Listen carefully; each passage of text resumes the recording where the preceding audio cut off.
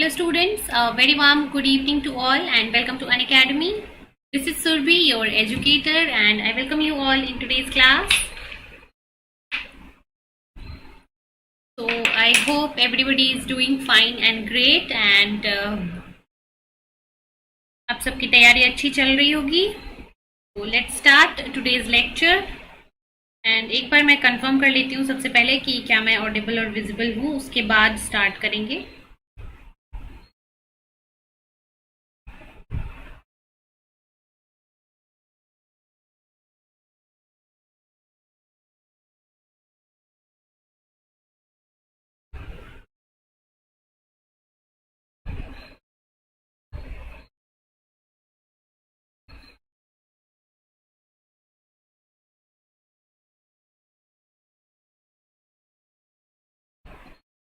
चलिए, so video जो है लाइव आ चुकी है, तो स्टार्ट करते हैं आज के लेक्चर को, जहाँ पे हम क्या करने वाले हैं आज के लेक्चर में बच्चे. हम बायो टेक्निक्स के ऊपर जो है ये हमारा एमसीक्यू का सेशन है. ठीक है, जो यूजुअली हम मॉर्निंग में सेशन करते हैं, आज वो मैं इवनिंग में ले रही हूँ आपके लिए. सेम वही बायोटेक्निक्स का क्वेश्चन प्रैक्टिस सेशन है. लेक्चर नंबर 4 है आज हमारा. तो स्टार्ट करते हैं आज के लेक्चर को बिना देरी किए. ठीक है, और स्टार्ट करने से पहले कुछ इंपॉर्टेंट चीजें मैं आपको अनअकैडमी के बारे में बताना चाहती हूँ. अनअकैडमी के प्लेटफॉर्म के बारे में कुछ इंपॉर्टेंट चीजें, why you should join Unacademy.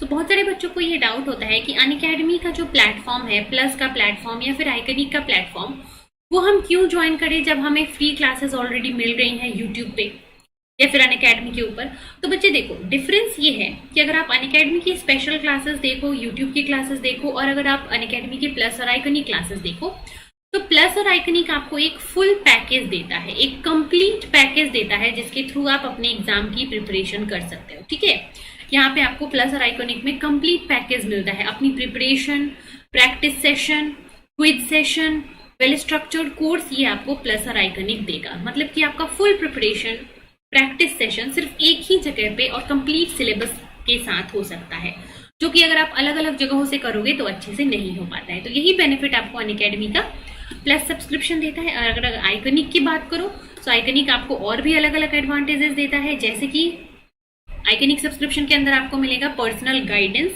ठीक है, यहाँ पे आपको मिलेगा स्टडी प्लानर. आपको स्टडी प्लानर मिलेगा, आपको जो है पूरी तरीके से गाइडेंस मिलेगी. आपको यहाँ पे स्टडी मटेरियल मिलेगा, आपका टेस्ट एनालिसिस होगा, आपके परफॉर्मेंस का एनालिसिस किया जाएगा, और आपको बताया जाएगा कि किन किन चीजों पे आपको एक्स्ट्रा मेहनत करने की जरूरत है यहाँ अनअकैडमी के आइकनिक प्लेटफॉर्म के अंदर. सो यही मेजर एडवांटेज आपको अनअकैडमी का आइकनिक सब्सक्रिप्शन देता है, जो कि आपको प्लस सब्सक्रिप्शन के साथ नहीं मिलती है, और आइकनिक सब्सक्रिप्शन के साथ ये एक्स्ट्रा बेनिफिट्स आपको मिल जाती है. ठीक है, study planner, personal guidance, test analysis and study material, ये सब आपको कैसे मिलता है अनअकैडमी के आइकनिक सब्सक्रिप्शन के साथ. और आइकनिक सब्सक्रिप्शन के अंदर आपको इंडिया के बेस्ट एजुकेटर्स जो है प्लस के अंदर, आइकनिक के अंदर भी पढ़ाते हैं. और इन सारे सब्सक्रिप्शन को लेने के लिए, अनअकैडमी का प्लेटफॉर्म ज्वाइन करने के लिए आपको क्या करना है, आपको अनअकैडमी का लर्निंग ऐप इंस्टॉल करना है प्ले स्टोर से. तो प्ले स्टोर से आप ऐप डाउनलोड करोगे. ठीक है, प्ले स्टोर पे आपको ये ऐप फ्री में अवेलेबल मिल जाएगा. और अगर डाउनलोड करने के बाद आप गोल सेलेक्ट करते हो अपना, क्या, CSIR UGC नेट, तो इस CSIR UGC नेट की कैटेगरी में आपको अनअकैडमी जो है वो अपनी जो भी क्लासेस होती हैं CSIR की, वो सारी क्लासेस आपको शो करेगा जब आप क्लिक करोगे स्पेशल क्लास या फिर फ्री लाइव क्लास. तो फ्री लाइव क्लास होती है अनअकैडमी की स्पेशल क्लास. तो जरूरी नहीं है कि ऐप डाउनलोड करते ही अगर आप क्लास देखना चाहते हो अनअकैडमी के ऐप पे तो आपको पेमेंट ही करनी पड़ेगी. आप फ्री क्लासेस भी देख सकते हो. ठीक है, अनअकैडमी पे हजार स्पेशल क्लासेस ऑलरेडी अवेलेबल है. मेरे भी more than 200 plus special classes available हैं, जो कि आप अनअकैडमी की ऐप के थ्रू देख सकते हो. तो स्पेशल क्लासेस जो है वो आपको फ्री लाइव क्लासेस यहाँ पे मिल जाएंगी. और इसके बाद अगर आप इंटरेस्टेड हो कि आप प्लस ज्वाइन करो, तो यहाँ प्लस पे क्लिक करके just go on the get subscription. Get subscription पे क्लिक करो, फिर आप यहाँ से अपना प्लान चूज करते हो. 12 मंथ, 6 मंथ और 24 मंथ में से जो भी प्लान है आपका, वो यहाँ से चूज करो. और प्लान चूज करने के बाद जस्ट मेक द पेमेंट करो. पेमेंट करते टाइम ध्यान रखना कि आप मेरा रेफरल कोड यूज करना मत भूलिएगा, जो कि है सुरभि01. इस कोड को यूज करके आप अनअकैडमी से 10% ऑफ जो है वो अवेल कर सकते हो. मेरे कोड को यूज करके आप अनअकैडमी से 20% ऑफ ले सकते हो अनअकैडमी सब्सक्रिप्शन के अंदर। तो पेमेंट करते टाइम आपको यहाँ पे रेफरल कोड एंटर करना होता है, ठीक है। सो एक बार आपने सब्सक्रिप्शन ले लिया, उसके बाद अनअकैडमी का प्लस क्लास जो है वो आप विद अनलिमिटेड एक्सेस देख सकते हो। और अनअकैडमी का जो प्लस क्लास है वहाँ पे अगर आप लेना चाहते हो अभी सब्सक्रिप्शन प्लस सब्सक्रिप्शन, तो उसके लिए अभी 31 अगस्त तक आपके पास बहुत ही अच्छी ऑफर है। और वो ऑफर क्या है? वो ऑफर है आपके लिए मेगा ऑफर, दैट अगर आप 6 मंथ का सब्सक्रिप्शन लेते हो तो आपके लिए 2 मंथ का एक्स्ट्रा सब्सक्रिप्शन फ्री है। और अगर आप 12 मंथ का सब्सक्रिप्शन लेते हो तो इसके साथ भी 2 मंथ का एक्स्ट्रा सब्सक्रिप्शन फ्री है। तो ये बहुत ही अच्छी ऑफर अभी आपके लिए है 6+2 एंड 12+2 का, जो कि अनअकैडमी का प्लेटफॉर्म आपको दे रहा है।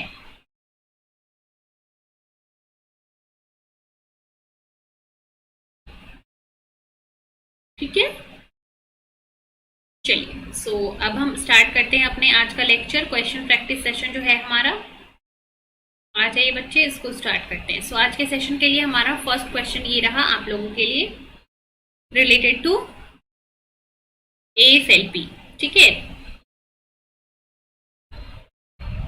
यहाँ पे PCR और डाइजेशन, रिस्ट्रिक्शन डाइजेशन दोनों के कॉन्सेप्ट से ये क्वेश्चन है। तो इसको सॉल्व कीजिए और फिर हम डिस्कस करते हैं।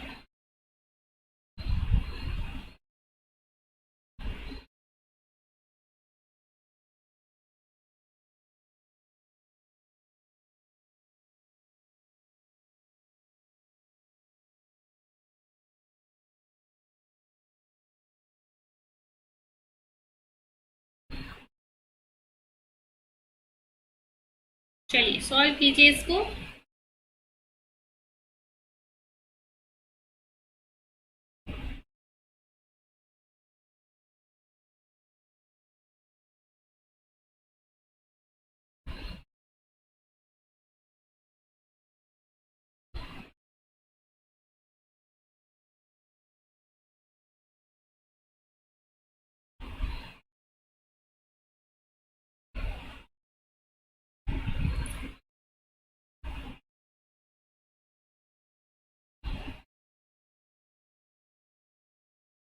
Yes,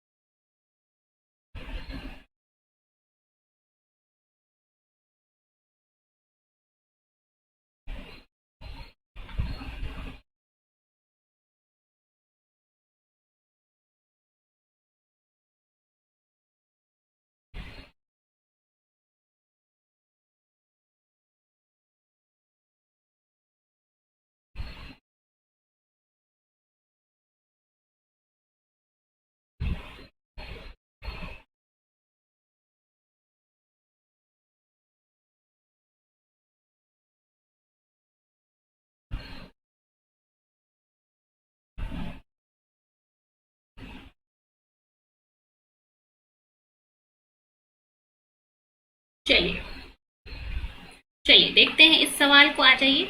so which of the following statement is correct for the amplified fragment length polymorphism. AFLP जो टेक्निक होता है उसके लिए कौन सा स्टेटमेंट यहाँ पे करेक्ट है? एम्पलीफाइड फ्रैगमेंट लेंथ पॉलीमॉर्फिज्म, ठीक है। So amplified fragment length polymorphism technique में क्या होता है, यहाँ पे एम्पलीफाइड है मतलब यहाँ पे PCR होगा, और लेंथ पॉलीमॉर्फिज्म मतलब यहाँ पे रिस्ट्रिक्शन डाइजेशन होगा। सो ये रिस्ट्रिक्शन डाइजेशन और PCR दोनों का कॉम्बिनेशन होता है, ठीक है। जैसे कि यहाँ पे रिस्ट्रिक्शन डाइजेशन और PCR दोनों साथ साथ में होंगे। तो फर्स्ट देखें तो PCR using a combination of random and gene specific primers, no, सिर्फ PCR नहीं होता है। PCR amplification followed by digestion with restriction enzyme, इस स्टेप के अकॉर्डिंग पहले PCR एम्पलीफिकेशन होता है फिर डाइजेशन। सो ये ऑप्शन है PCR amplification first then digestion second, option B ये कह रहा है। ऑप्शन सी क्या है, digestion of the DNA with restriction enzyme followed by 1 PCR step, right. Next क्या बोल रहा है, digestion of the restriction enzyme then followed by 2 PCR step. तो this is the right answer, ठीक है। जो एएफएलपी टेक्निक होता है, एएफएलपी टेक्निक में क्या होता है, सबसे पहले हम क्या करते हैं, डाइजेशन करते हैं, ठीक है। मान लो ये आपका फ्रेगमेंट है, इसको हम पहले डाइजेस्ट कर देंगे, उसके पास एक स्पेसिफिक सेट ऑफ प्राइमर को यूज करके इस फ्रेगमेंटेड रीजन को एम्पलीफाई करने की कोशिश करेंगे। सो यहाँ पे एम्पलीफिकेशन और रेस्ट्रिक्शन डाइजेशन दोनों टेक्निक जो है वो आपको क्या कर रहा है, वो आपको एम्पलीफाइड फ्रेगमेंट लेंथ पॉलीमॉर्फिज्म के लिए डाइजेशन होगा पहले और उसके बाद 2 स्टेप पीसीआर होगा, ठीक है, राइट। सो डी होगा इसका सही आंसर। एएफएलपी के अंदर क्या होता है, डाइजेशन ऑफ डीएनए होगा first step followed by 2 PCR steps. तो D is the right answer. चलिए इसको सॉल्व कीजिए। नेक्स्ट क्वेश्चन ये रहा आपका। Hello Priyanka, good evening ma'am, electrophoresis पे वीडियो, इलेक्ट्रोफोरेसिस पे video, okay, I will try to do a video on electrophoresis.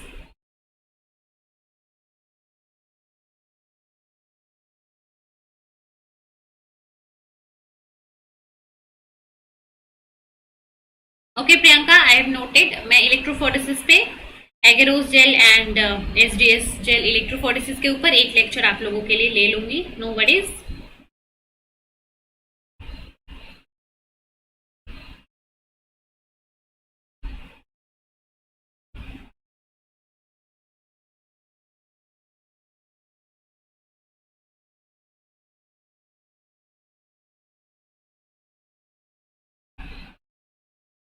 ठीक है, इस क्वेश्चन को सॉल्व कीजिए।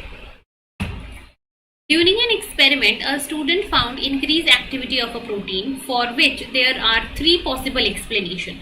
एक प्रोटीन है, उस प्रोटीन का क्या कर रहा है, उस प्रोटीन का एक्सप्रेशन जो है वो देखने पे क्या मिला कि किसी स्टूडेंट को उस प्रोटीन का एक्सप्रेशन जो है वो क्या है, इंक्रीज्ड हो चुका है, ठीक है।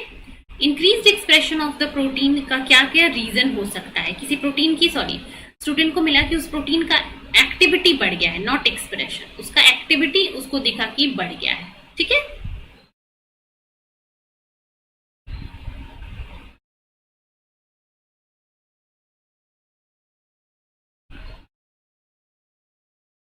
Ma'am SDS PAGE and polyacrylamide अलग अलग है। देखो ये जो पीईजीई है ना, ये है poly, P for poly, A for acrylamide, G for gel and E for electrophoresis, ठीक है। सो ये पॉलीअक्राइलमाइड जेल इलेक्ट्रोफोरेसिस होता है पेज। अब अगर पेज में आप क्या कर रहे हो, एक होता है नेटिव कंडीशन में, है ना, एक होता है नेटिव पेज, ठीक है, एक होता है नेटिव पेज, एक होता है एसडीएस पेज। नेटिव पेज में आप क्या करते हो, प्रोटीन को उसके नेटिव कॉन्फॉर्मेशन में, है ना, उसके नेटिव कॉन्फॉर्मेशन में जहां वो अपने सब यूनिट के साथ इंटैक्ट रहेगा, उसके सब यूनिट इंटैक्ट है, तो नेटिव कॉन्फॉर्मेशन में अगर प्रोटीन देख रहे हो जेल इलेक्ट्रोफोरेसिस के थ्रू, तो वो होता है नेटिव पेज। जो एसडीएस पेज होता है उसमें आप क्या करते हो, SDS which is a detergent, इसको यूज करते हो, जो कि प्रोटीन के सब यूनिट्स को क्या करता है, अलग अलग तोड़ देता है। तो एसडीएस पेज के अंदर आप प्रोटीन्स के अलग अलग सब यूनिट देखोगे इंडिविजुअली, बट नेटिव पेज में आप मल्टीमेरिक प्रोटीन को एक साथ देखोगे। सो एसडीएस पेज जो है वो पेज का ही एक टाइप है। सो पॉलीअक्राइलमाइड जेल इलेक्ट्रोफोरेसिस एसडीएस पेज हो सकता है और नेटिव पेज हो सकता है, ठीक है। मोस्ट कॉमनली एसडीएस पेज जो हम यूज करते हैं, इसलिए हम कॉमनली उसको एसडीएस पेज ही बोलते हैं। एसडीएस पेज में क्या होगा, पॉलीअक्राइलमाइड जेल इलेक्ट्रोफोरेसिस में एसडीएस आप यूज कर रहे हो। जो दूसरा टाइप होता है नेटिव पेज, वहां पे एसडीएस हम यूज नहीं करते हैं, यही डिफरेंस होता है, राइट प्रियंका। चलिए, so during an experiment a student found increased activity of a protein. क्या मिला, एक प्रोटीन है, उस प्रोटीन की एक्टिविटी क्या हो गई थी, इंक्रीज हो गई थी, प्रोटीन की एक्टिविटी इंक्रीज हो गई थी, ठीक है। और इसके लिए अलग अलग अजम्पशंस किए गए। कौन कौन से अजम्पशंस, 3 डिफरेंट एक्सप्लेनेशंस किए गए। Increased expression of the protein, ये एक्टिविटी इसलिए बढ़ गई है क्योंकि वो प्रोटीन ज्यादा अमाउंट में एक्सप्रेस हो रहा है, ठीक है। इंक्रीज्ड फॉस्फोडाइलेशन, वो प्रोटीन की एक्टिविटी ऐसे बढ़ गई है क्योंकि वो प्रोटीन फॉस्फोडाइलेट हो चुका है। और increased interaction with other effector protein, या फिर इसकी एक्टिविटी इसलिए बढ़ गई है क्योंकि ये अदर इफेक्टर मॉलिक्यूल से इंटरेक्ट करता है जिसकी वजह से इसकी एक्टिविटी बढ़ गई है। तो ये 3 पॉसिबल रीजंस हो सकते हैं जिसकी वजह से प्रोटीन की एक्टिविटी बढ़ सकती है। And after conducting several experiment the student concluded that the increase activity was due to increased phosphorylation. ठीक है, तो इन 3 पॉसिबिलिटीज में से फाइनली उस स्टूडेंट ने कंक्लूड किया कि जो एक्टिविटी बढ़ी है वो फॉस्फोडाइलेशन के कारण बढ़ी है। So which of the following experiment will not support और provide correct explanation drawn by the student. अब फॉस्फोडाइलेशन से एक्टिविटी बढ़ रही है, लेकिन इस चीज को अगर वो स्टूडेंट क्या करना चाहे, प्रूव करना चाहे, तो इसमें से किस टेक्निक को यूज करके वो प्रूफ नहीं कर पाएगा। विल नॉट सपोर्ट बोल रहा है ये, ठीक है, will not support this process. ठीक है, ये जो प्रोटीन एक्टिव ज्यादा हो रहा है ये फॉस्फोडाइलेशन की वजह से हो रहा है, ये किस टेक्निक से आप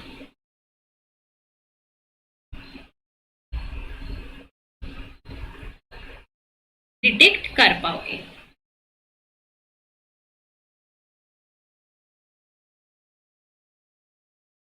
मैम आपका 6 मंथ सब्सक्रिप्शन लेने पे आफ्टर 6 मंथ क्या वो 2 बाद में भी देख सकते हैं? नहीं बच्चे, जब आप 6 मंथ का सब्सक्रिप्शन लोगे तो उसके साथ जो है आपको 2 महीने का एक्स्ट्रा मिलेगा, मतलब वो 8 महीने तक आपका सब्सक्रिप्शन जाएगा। ठीक है, अगर आप 6 मंथ्स के लिए ले रहे हो तो वो 2 एक्स्ट्रा 8 मंथ के लिए आपके पास सब्सक्रिप्शन रहेगा। ठीक है, उसके कंटिन्यूअस में ही।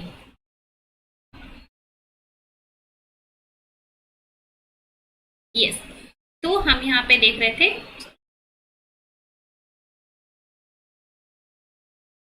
सो इस फॉस्फोडाइलेशन को आप कैसे डिटेक्ट कर सकते हो? तो क्या वेस्टर्न ब्लॉटिंग से डिटेक्ट कर सकते हो आप? हाँ, कर सकते हो। अगर हम एंटी फॉस्फेट एंटीबॉडी यूज करें जो कि इस फॉस्फोडाइलेटेड प्रोटीन से जाके बाइंड करेगा और उस फॉस्फोडाइलेटेड प्रोटीन का डिटेक्शन हो जाएगा, तो एंटी फॉस्फेट एंटीबॉडी के थ्रू वेस्टर्न ब्लॉटिंग करके हम इस फॉस्फोडाइलेशन का डिटेक्शन कर सकते हैं, राइट। ठीक है, इसके बाद देखते हैं मास स्पेक्ट्रोस्कोपी। मास स्पेक्ट्रोस्कोपी से क्या पता चलेगा? हमें पता चलेगा कि इस प्रोटीन के अंदर कौन कौन से अमाइनो एसिड्स के फ्रेगमेंट है, और अगर यहाँ पे फॉस्फोडाइलेशन है तो हमको फॉस्फोडाइलेटेड अमाइनो एसिड के करस्पॉन्डिंग बैंड्स हमको दिखेंगे। ठीक है, इसके करस्पॉन्डिंग बैंड्स दिखेंगे फॉस्फोडाइलेशन के करस्पॉन्डिंग, मतलब कि आपका मास स्पेक्ट्रा से भी हम फॉस्फोडाइलेशन डिटेक्ट कर सकते हैं। फॉस्फोअमीनो एनालिसिस, इससे भी हम कर सकते हैं, जो फॉस्फोअमीन बनेगा due to the presence of the phosphate group, अगर हम इसको ट्रीट करेंगे तो इससे भी हम देख सकते हैं फॉस्फोअमीनो एसिड एनालिसिस। ठीक है, ये फॉस्फेट ग्रुप जो है वो एसिड के साथ इंटरैक्ट करके फॉस्फोअमीनो कंपाउंड बनाएगा, जिससे कि आप डिटेक्ट कर पाओगे। लेकिन एनालिसिस ऑफ ट्रांसक्रिप्शन रेट से आप नहीं पता कर पाओगे। ठीक है, एनालिसिस ऑफ ट्रांसक्रिप्शन रेट मतलब क्या? ट्रांसक्रिप्शन रेट मतलब कि आप एमआरएनए के लेवल को देख रहे हो। ठीक है, एमआरएनए के लेवल को, लेकिन एमआरएनए के लेवल को अगर आप देख रहे हो तो यहाँ पे आपको ये नहीं पता चलेगा कि वो प्रोटीन एक्टिव है, क्योंकि फॉस्फोडाइलेशन के बाद जो एक्टिविटी होती है ये आफ्टर ट्रांसलेशन होती है, ये ट्रांसलेशन के बाद होता है, ये पोस्ट ट्रांसलेशनल मॉडिफिकेशन होता है फॉस्फोडाइलेशन। लेकिन जब आप एमआरएनए लेवल पे देखोगे तो ये आप ट्रांसक्रिप्शन के टाइम पे स्टडी कर रहे हो, तो इस टाइम पे फॉस्फोडाइलेशन को आप डिटेक्ट नहीं कर पाओगे। तो अगर आपको प्रोटीन फॉस्फोडाइलेटेड है कि नहीं उसको डिटेक्ट करना है तो आप वेस्टर्न ब्लॉट, मास या फिर फॉस्फोअमीनो एनालिसिस कर सकते हो, बट ट्रांसक्रिप्शन रेट एनालिसिस करके आप प्रोटीन है, फॉस्फोडाइलेट है, उसको पता नहीं कर पाओगे। ठीक है, क्लियर? यस प्रियंका, आपका सब्सक्रिप्शन अगर 6 मंथ्स में खत्म हो जा रहा है, अगर आप 6 मंथ्स के लिए ले रहे हो तो उसको आप बाद में 2 मंथ एक्स्ट्रा तक भी देख सकते हो। यही ऑफर है अभी, 6 के साथ आपको 2 मंथ एक्स्ट्रा मिल रहा है। ठीक है, अगर आप 6 मंथ का सब्सक्रिप्शन ले रहे हो तो अगर आप 6 मंथ के लिए लेना चाहते हो तो 6 महीने खत्म हो जाने के बाद आपको 2 मंथ का एक्स्ट्रा सब्सक्रिप्शन मिलेगा। ठीक है,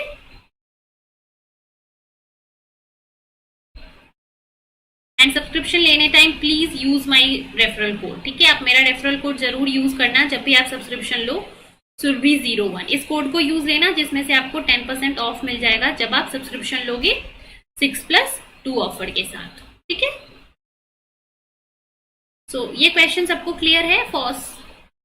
एनालिसिस ऑफ ट्रांसक्रिप्शन रेट जो है अगर आप कर रहे हो तो इससे आप फॉस्फोडाइलेशन को डिटेक्ट नहीं कर सकते हो। ठीक है, फॉस्फोडाइलेशन का डिटेक्शन जो है वो ट्रांसक्रिप्शन रेट के डिटेक्शन से आप पता नहीं कर पाओगे।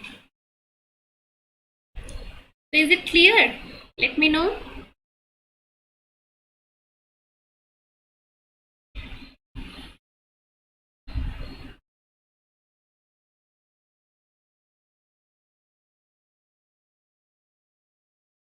चलिए आगे बढ़ेंगे अगले सवाल पे।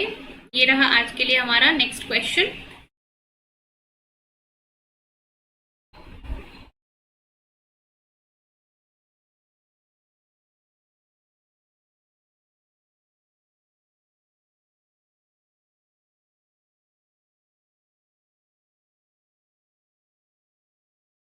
चलिए सॉल्व कीजिए और आंसर बताइए इसका कमेंट में।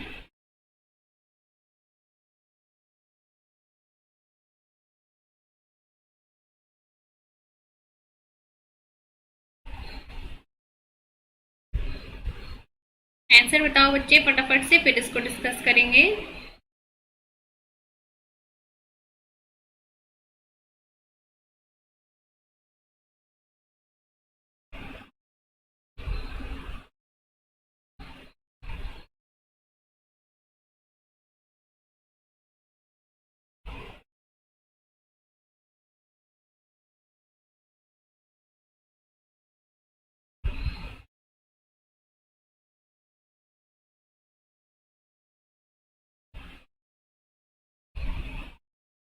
ठीक है, in a electrophoresis experiment at pH 5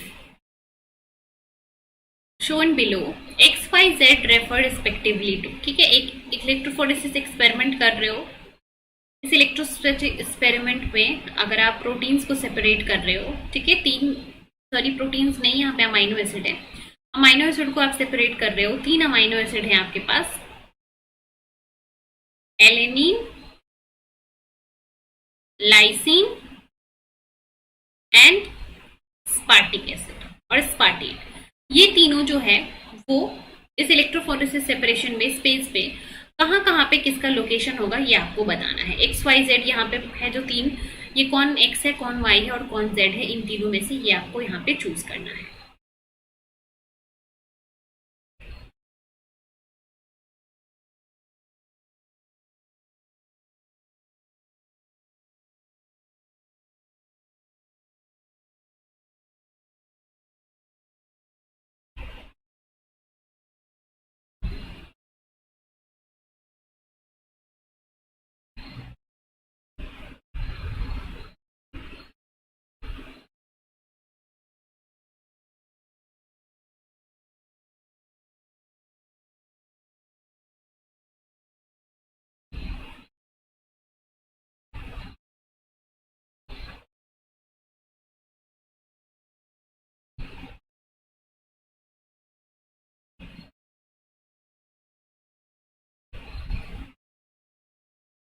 चलिए देखते हैं इसको।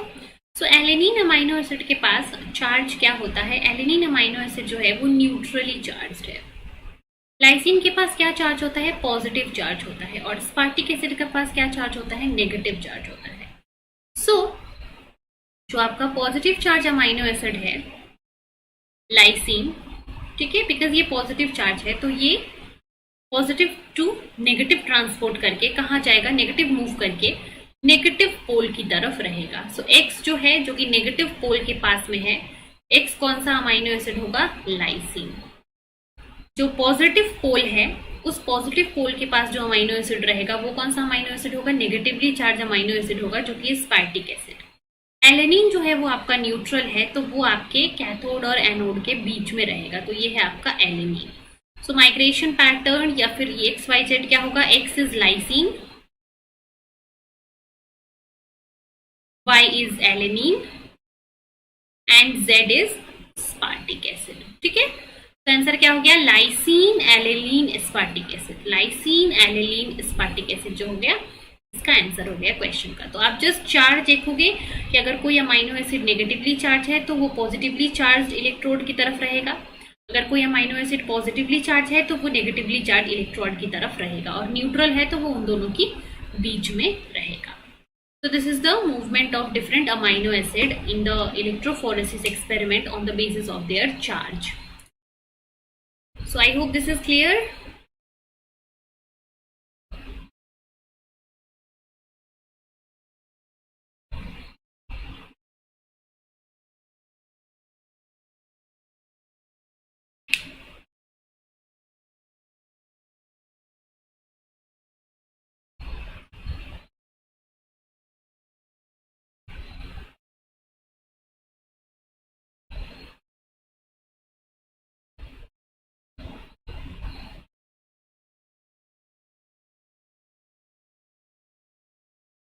चलिए फटाफट से बताइए अगर ये क्लियर है तो।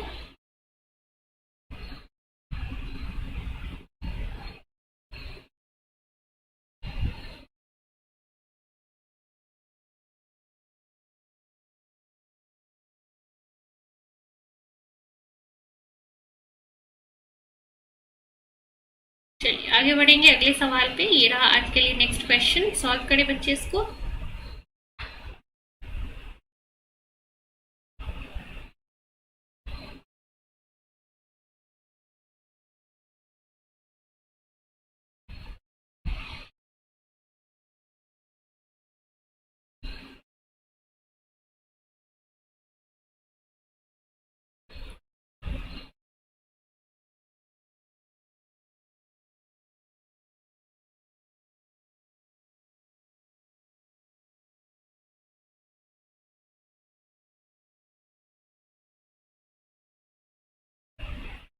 चलिए सॉल्व कीजिए इसको। ये क्वेश्चन रिलेटेड है आपके क्रोमेटोग्राफी से।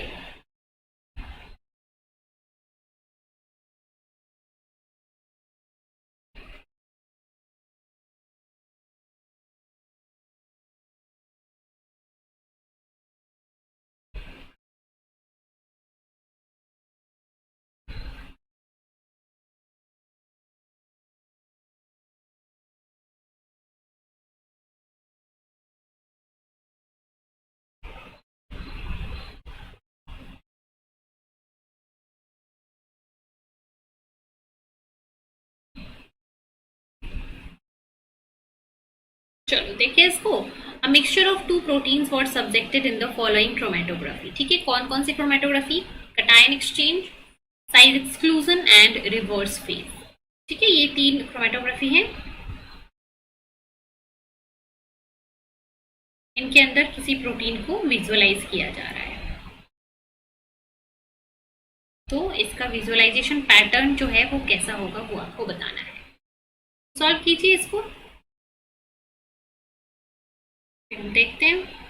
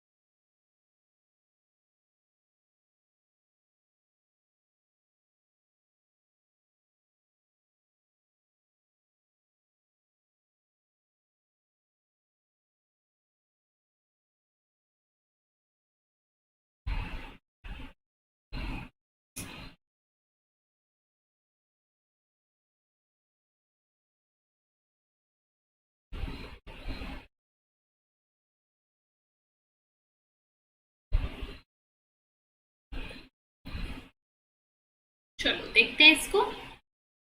ठीक है, तो सबसे पहले अगर कटायन एक्सचेंज क्रोमेटोग्राफी की बात करें, तो कटायन एक्सचेंज क्रोमेटोग्राफी क्या करता है? इसके अंदर जो रेजिन होगा, इस कॉलम के अंदर जो रेजिन है, उस रेजिन का नेट चार्ज क्या होता है?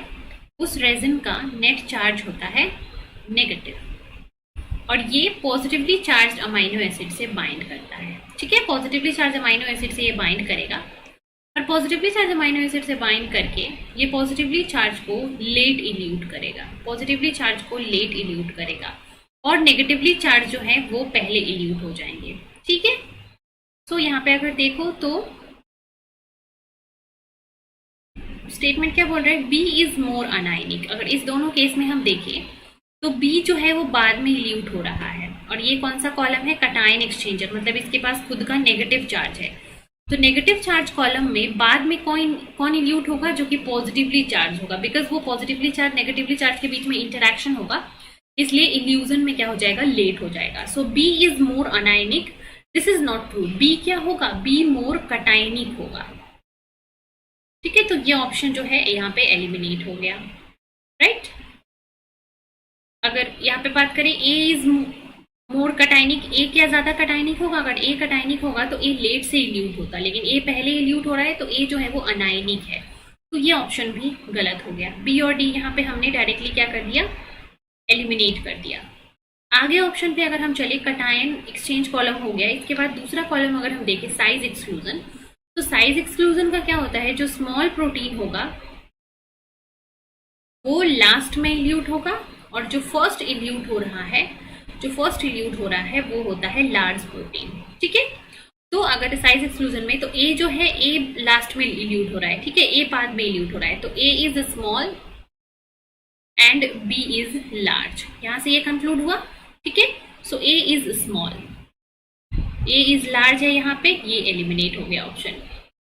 बी और डी ऑलरेडी एलिमिनेट हो चुका है। A is more hydrophobic and smaller than B, A is smaller, yes right. So this statement C is correct, ठीक है। यहाँ पे स्टेटमेंट सी जो है वो करेक्ट है। ए क्या है, ए स्मॉलर इन साइज है बी से। तो ये आप किससे, साइज एक्सक्लूजन क्रोमेटोग्राफी से डायरेक्टली ये कंक्लूड कर पाओगे कि स्टेटमेंट सी जो है यहाँ पे सही है, बाकी सारे स्टेटमेंट्स क्या है, रॉन्ग है।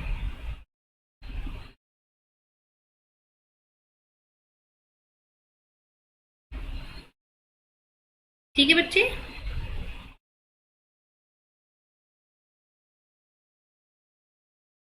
Yes clear.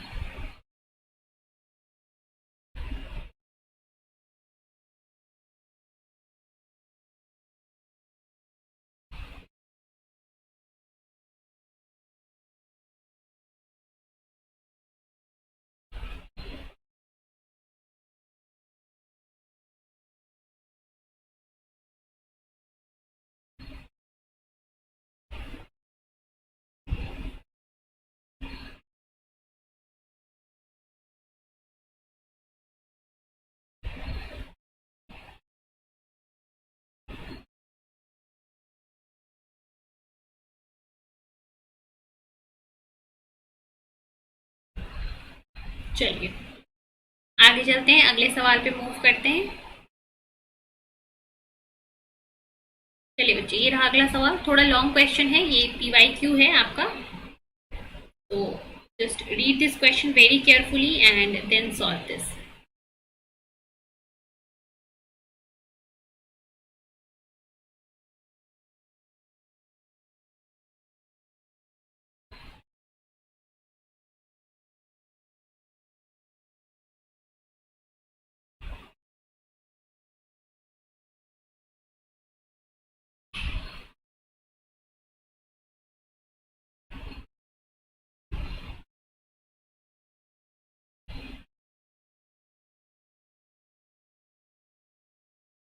चलिए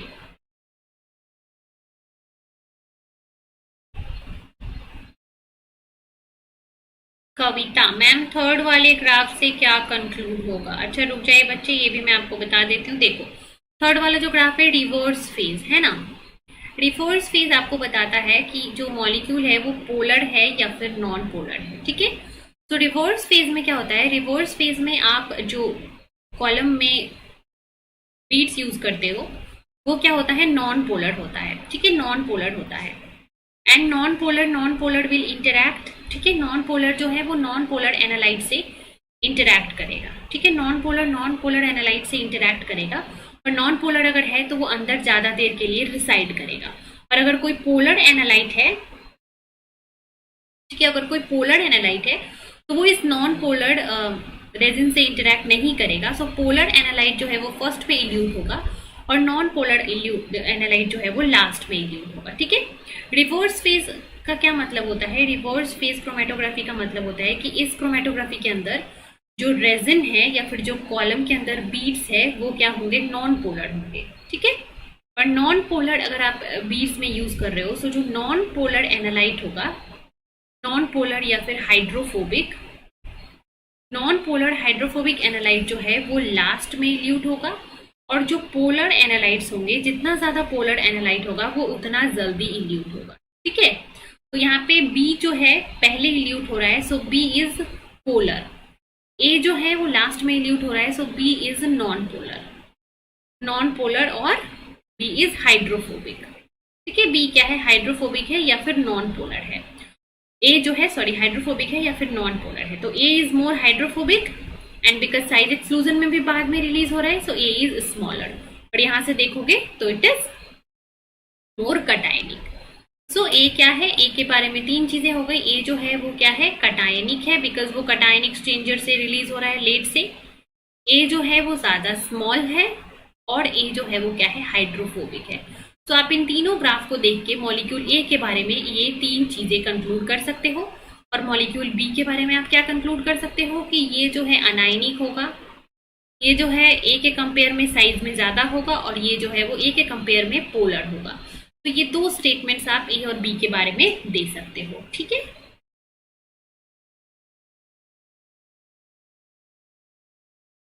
चलिए, very good. So let's go to the next question then. ये वाले क्वेश्चन की हम बात कर रहे थे।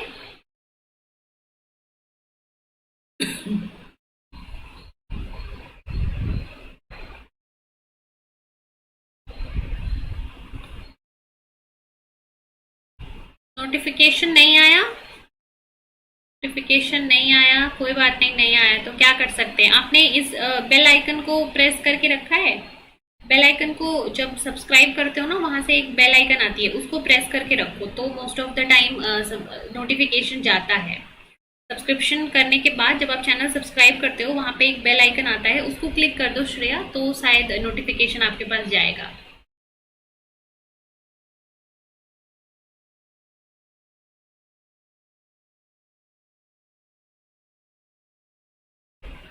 ठीक है। तो देखो ये क्वेश्चन देखते हैं।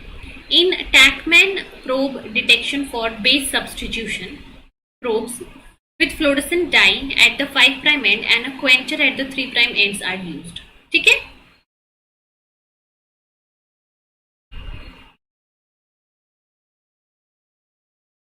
ए अनायनिक होगा, हाँ, या बी जो है कटायनिक होगा क्योंकि बी जो है वो लेट से इल्यूट हो रहा है और ए जो है वो अनायनिक होगा। मैंने क्या उल्टा बोला? I am sorry.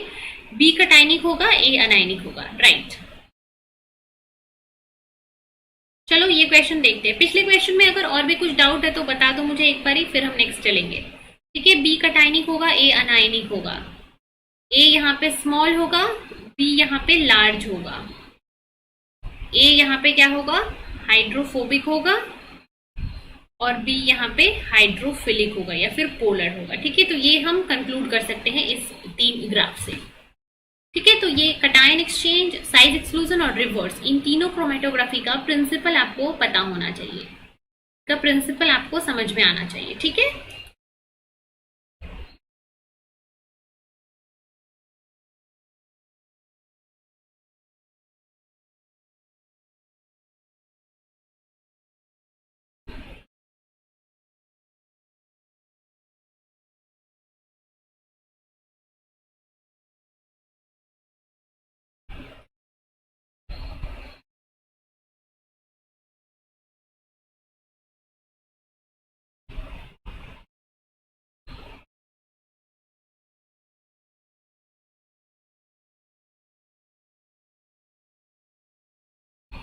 चलो आगे बढ़ते हैं। फिर ये वाला क्वेश्चन देखो, आ जाओ। In a Tachman assay for the detection of base substitution or any kind of variation with fluorescent dyes, 3' and fluorescent dye and 5' fluorescent and 3' quencher are used. Yes yes Shreya, cation exchange में resin negative charge होगा। Yes, and resin negative charge होगा। Cation exchange का जो resin होगा वो क्या होगा, negatively charge होगा। और जब रेजिन नेगेटिवली चार्ज है तो वो पॉजिटिवली चार्ज एनालाइट से बाइंड करेगा। और जब वो पॉजिटिवली चार्ज एनालाइट से बाइंड करेगा तो पॉजिटिव और नेगेटिव इंटरेक्शन के कारण जो पॉजिटिवली चार्ज या फिर जो कटायनिक क्या है एनालाइट्स हैं वो लास्ट में इल्यूट होंगे, है ना, क्योंकि पॉजिटिव एनालाइट जो है वो नेगेटिव रेजिन के साथ इंटरेक्ट करेंगे और जो नेगेटिव एनालाइट है वो नेगेटिव नेगेटिव में रिपल्शन के कारण नेगेटिव एनालाइट जो है वो फर्स्ट में इल्यूट होगा। इसलिए ए जो है फर्स्ट में इल्यूट हो रहा है, इसलिए ए क्या है, अनायनिक है। और बी यहाँ पे लास्ट में इल्यूट हो रहा है, ये 1 है ये 2 है, बी सेकंड टाइम पे इल्यूट हो रहा है, मतलब बी क्या है, कटायनिक है। बी जो है वो नेगेटिवली चार्ज रेजिन से इंटरेक्ट करेगा जिसके कारण बी जो है वो लेट से इल्यूट होगा। ठीक है, सो या of course you are right, cationic exchange column का जो रेजिन होता है वो नेगेटिवली चार्ज होता है और negatively charge resin positively charge cationic analyte से बाइंड करेगा जिसकी वजह से कटायनिक एनालाइट्स जो होंगे वो लेट से इल्यूट होते हैं। राइट, ठीक है, आया समझ में ऑप्शन ये।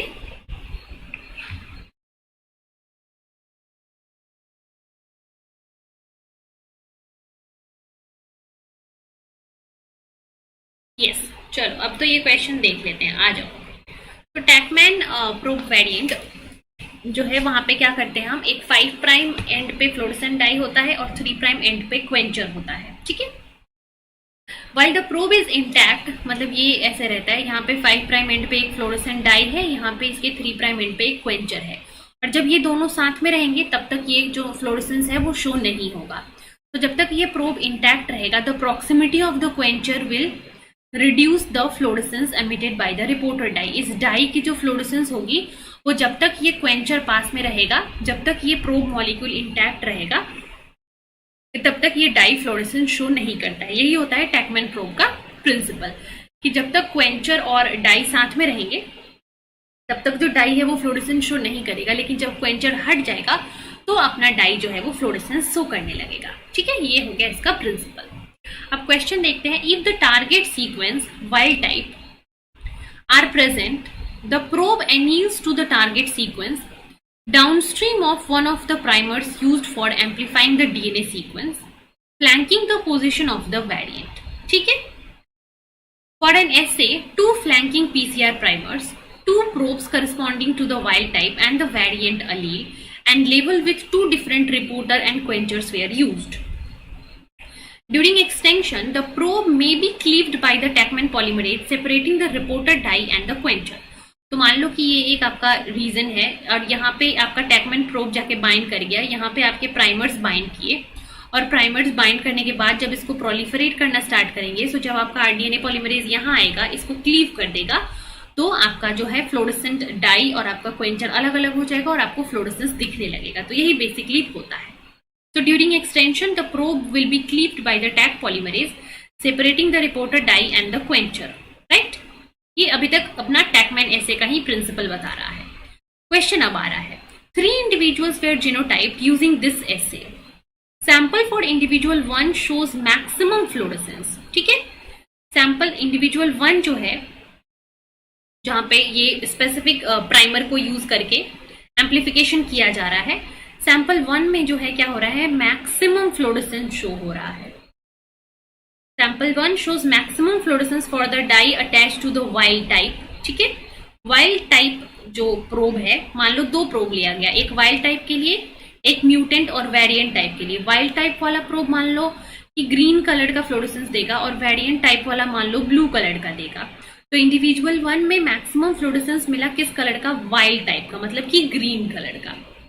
ठीक है, लिखा हुआ है shows fluorescence for the dye attached to the wild type probe, मतलब कि ग्रीन कलर का। Individual 2 shows maximum fluorescence for the dye attached to the variant probe. जो सेकेंड इंडिविजुअल है वो मैक्सिमम फ्लोरेसेंस शो कर रहा है किसके लिए, ब्लू फ्लोरेसेंट मॉलिक्यूल के लिए, वेरिएंट के लिए। ठीक है, वो ब्लू कलर का फ्लोरेसेंस शो कर रहा है, मतलब वेरिएंट के लिए वो वेरिएंट प्रोब का फ्लोरेसेंस शो कर रहा है। And the sample for individual 3 exhibit equal fluorescence for both the dye. और 3 में क्या है, ब्लू कलर और ग्रीन कलर क्या है, दोनों इक्वली दिख रहे हैं, मतलब उसमें वाइल्ड टाइप और वेरिएंट टाइप क्या है, इक्वल है।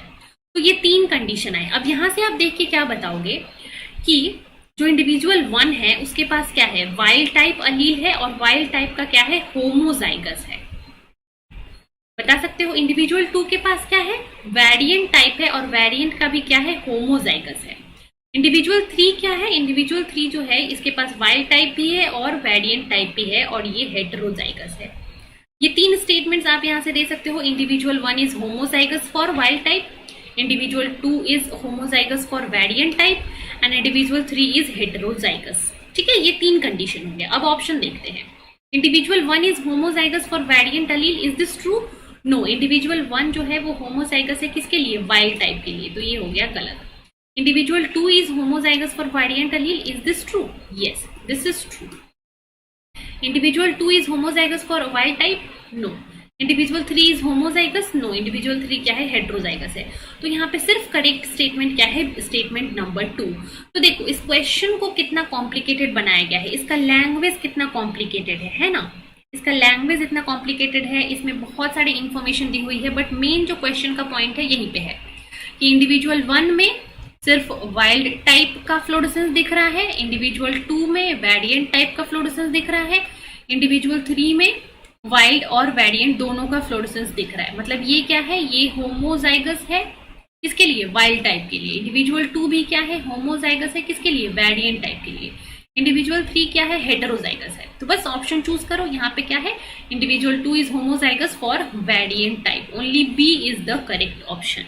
ठीक है, बाकी सारे स्टेटमेंट्स यहाँ पे गलत है। तो बहुत ही सिंपल सा सवाल है ये, बस क्या कर रखा है, लैंग्वेज को थोड़ा सा कॉम्प्लिकेट कर रखा है, जिससे कि चीजें आपके लिए थोड़ी सी कॉम्प्लिकेट हो गई हैं। नहीं तो क्वेश्चन बहुत ही इजी है, राइट?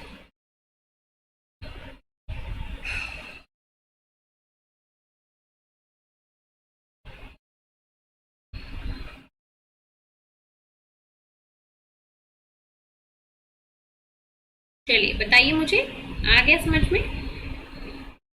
ठीक है, क्वेश्चन बहुत ही आसान है, बस इसको क्या कर रखा है, इसके लैंग्वेज को थोड़ा सा कॉम्प्लिकेट कर रखा है इन्होंने।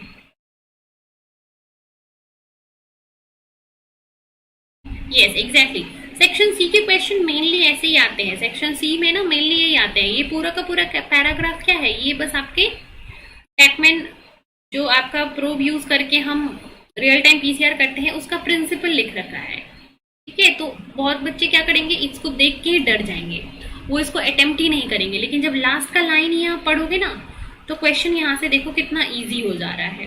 ठीक है, बट ऊपर वाला देख के बहुत सारे बच्चे डर जाएंगे। आई नो कि कितना बड़ा क्वेश्चन है, ये तो बहुत टफ होगा, बट जितना बड़ा क्वेश्चन रहता है ना, उसका कंक्लूजन जब आप निकालोगे तो उतना छोटा सा कंक्लूजन निकलता है। सो ऐसे क्वेश्चंस को अवॉइड मत करना, ऐसे क्वेश्चंस को करने की कोशिश करना। भले ही थोड़ा सा पढ़ने में टाइम लगेगा, लेकिन इस क्वेश्चन को करना बहुत ही आसान होगा आपके लिए। जो ज्यादा कॉन्सेप्चुअल क्वेश्चन ये नहीं है, ये क्या है, थोड़ा सा इसमें बस दिमाग लगाना है, और वो भी कौन सा दिमाग लगाना है, आपको कॉमन सेंस लगाना है। यहाँ पे कोई आपका ऐसा नॉलेज, कोई आपका ऐसा जो है डीप नॉलेज, डीप ज्ञान जरूरत नहीं है। यहाँ पे जस्ट एक छोटा सा कॉमन सेंस अगर आपके पास है तो इस क्वेश्चन को कर लोगे, बस डरना नहीं है, क्वेश्चन को पढ़ना है ध्यान से। सो इसका आंसर हो गया ऑप्शन बी। चलिए आगे बढ़ेंगे, नेक्स्ट क्वेश्चन।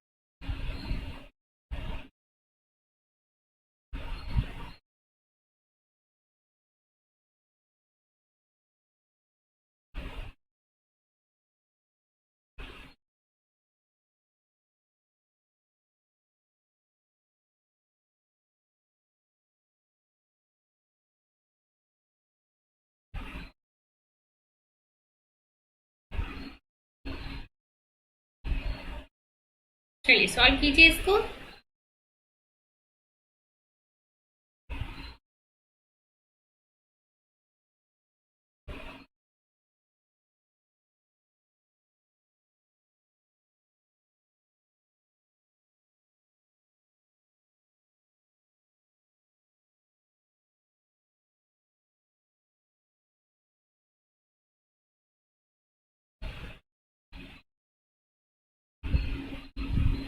यस, चलो देखते हैं इसको।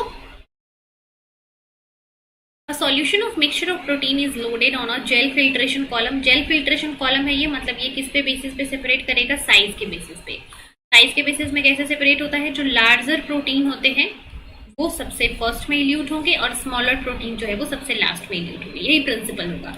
तो प्रोटीन का मॉलिक्यूलर वेट कितना है डाल्टन में? ए का मॉलिक्यूलर वेट है 11,000 के अप्रॉक्स, बी का वेट है 66,000 के अप्रॉक्स, सी का वेट है 42,000 के अप्रॉक्स और डी का वेट है 90,000 के अप्रॉक्स। तो जो डी वाला प्रोटीन है वो सबसे पहले इल्यूट होगा। डी वाला प्रोटीन सबसे पहले इल्यूट होगा, फिर बी प्रोटीन होगा क्योंकि बी का साइज इसके बाद है, फिर सी प्रोटीन होगा और लास्ट में होगा ए क्योंकि ए जो है वो स्मॉलेस्ट प्रोटीन है आपका। So D B C A, this is the sequence of elution from a size exclusion chromatography column और अ जेल फिल्ट्रेशन क्रोमेटोग्राफी। ठीक है, तो इजी सा सवाल है ये। इस कॉन्सेप्ट को ध्यान रखो, इसी कॉन्सेप्ट के ऊपर सारा क्वेश्चन हो जाएगा। बस एक छोटा सा कॉन्सेप्ट है कि साइज एक्सक्लूजन क्रोमेटोग्राफी में क्या होता है।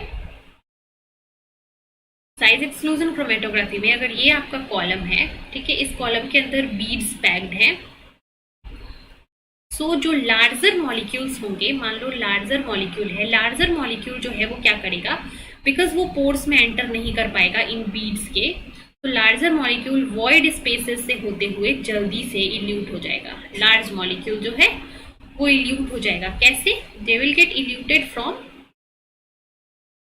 वॉइड स्पेसेस, वो वॉइड स्पेस से पास करते हुए बाहर इल्यूट हो जाएंगे। लेकिन जो स्मॉलर प्रोटीन्स हैं, जो स्मॉलर प्रोटीन्स है वो क्या करेंगे, अंदर बीड्स में जाके बाइंड कर जाएंगे और बीड्स में जाके बाइंड करने के बाद वो वहां थोड़ी देर इंटरैक्ट होंगे and after interaction they will be eluted out. तो छोटे वाले जो प्रोटीन्स होंगे, छोटे वाले जो मॉलिक्यूल्स होंगे वो इल्यूट तो होंगे लेकिन later on after some time. So smallest protein जो है वो लास्ट में इल्यूट होगा और लार्जेस्ट प्रोटीन जो है वो फर्स्ट में इल्यूट होगा। यही प्रिंसिपल होता है साइज एक्सक्लूजन क्रोमेटोग्राफी का। So I hope it is clear.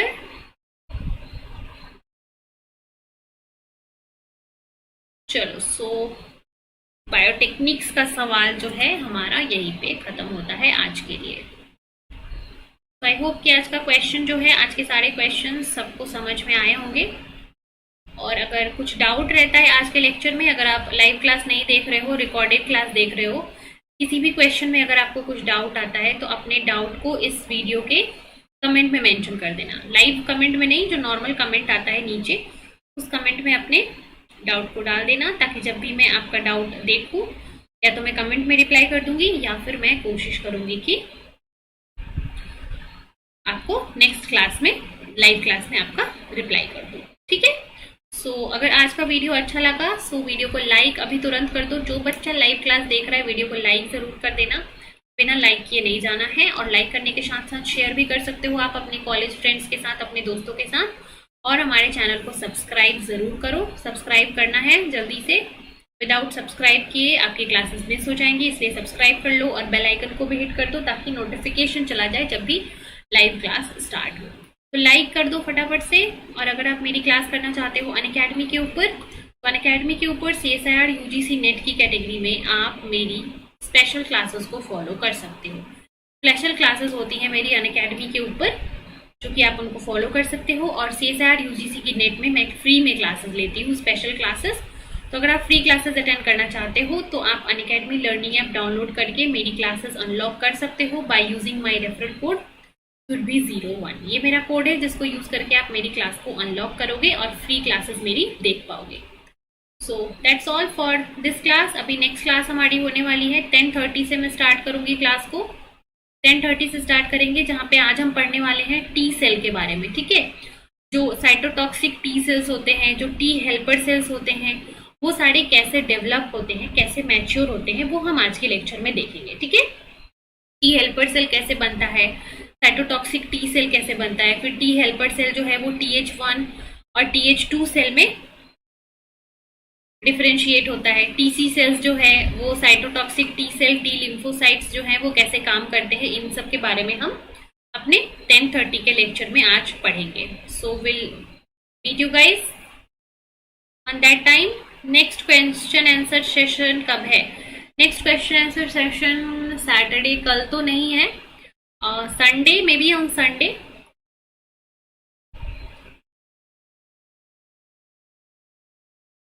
Sunday या फिर मंडे। मंडे को I am planning to have a marathon session. Monday को हम मॉर्निंग में 11 बजे से 11 AM से जो है मिक्स्ड जो है आपके लाइफ साइंसेस के सिलेबस से, कौन कौन से यूनिट से, unit 1, 2 cell biology, fundamental process, immunology and cell signalling, इन 4 यूनिट से, और मेथड्स इन बायोलॉजी तो हमने लगभग कर लिया। इन 4 यूनिट से जो है हम संडे को, सॉरी संडे नहीं, मंडे को 11 AM से मैराथन सेशन करेंगे। इन 4 यूनिट के मिक्स क्वेश्चंस रहेंगे। ठीक है, तो नेक्स्ट प्रोबेबली जो है आपका नेक्स्ट क्वेश्चन प्रैक्टिस सेशन आपका तभी होगा।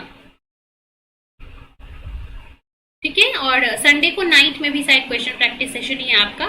मुझे अभी शेड्यूल याद नहीं है, बट यू कैन चेक, जब लाइव क्लासेस के शेड्यूल बन जाएंगे ना तो आप जाकर चेक कर सकते हो। ठीक है, बट मंडे को ये वाला क्लास हम रखेंगे अपना 11 बजे से।